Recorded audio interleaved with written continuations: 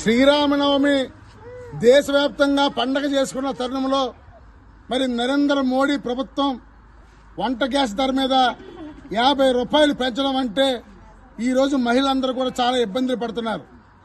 ఇప్పటికే ఈ గవర్నమెంట్ కూటమి 2 వచ్చిన తర్వాత ఈ 10 నెలల కాలంలో ఇంటి పన్ను, కరెంటు ఛార్జీలు, పెట్రోలు, డీజిల్, నిత్యావసర వస్తువులు, స్కూల్ ఫీజులు అన్ని ధరలు క్రమక్రమం పెరుగుతూ ఉంటే ఇప్పుడు మూలిగే నాకపై తాడుబడి సొంతంగా ఇప్పుడు గ్యాస్ ధరలు పెంచడం అంటే ప్రజలు ఎలా బతకాలి, ఎట్లా బతకాలనే దాంట్లోనే ఉన్నారు.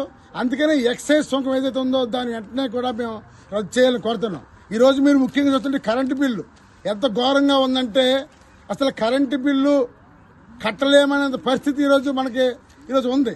ఎందుకంటే 2000, 3000 ఒక చిన్న తాటేగిల్లు ఉన్నా సరే 1000 రూపాయలు వస్తుంది, చిన్న పెంకులు 2000 వస్తుంది, ఇక డాబాలు 5000 వస్తుంది. ఈరోజు ఈ కరెంటు బిల్లు పెంపుడు బాజులే అనే విధంగా ఇంటి పన్ను పెంచి కరెంటు బిల్లు పెంచి ఈరోజు ప్రజలు బతకలేకపోతున్నారు. అందుకనే కోటి ప్రభుత్వం చంద్రబాబు నాయుడు గారు వీళ్ళందరూ ఆలోచించి ఈ గ్యాస్ ధరలు, కరెంటు ఛార్జీలు అన్ని ధరలు తగ్గించాలని ఈరోజు భారత కమ్యూనిస్ట్ పార్టీ సిపిఐ కాకినాడ జిల్లా కమిటీ ఆధ్వర్యంలో ధర్నా పెట్టాం. జిల్లా కార్యదర్శికి బోడకొండ సహాయకారి సోగల ప్రసాద్ నాయకత్వం ఈ కార్యక్రమం జరిగింది. తాటిపాక మధు ముఖ్య అతిథిగా హాజరయ్యారని తెలియజేస్తున్నాను. గ్యాస్ ధరలు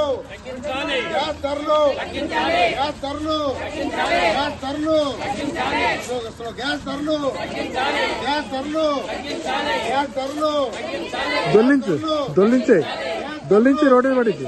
గ్యాస్ ధరలు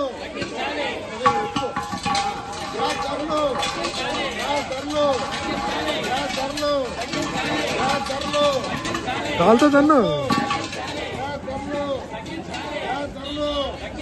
గ్యాస్ ధరలు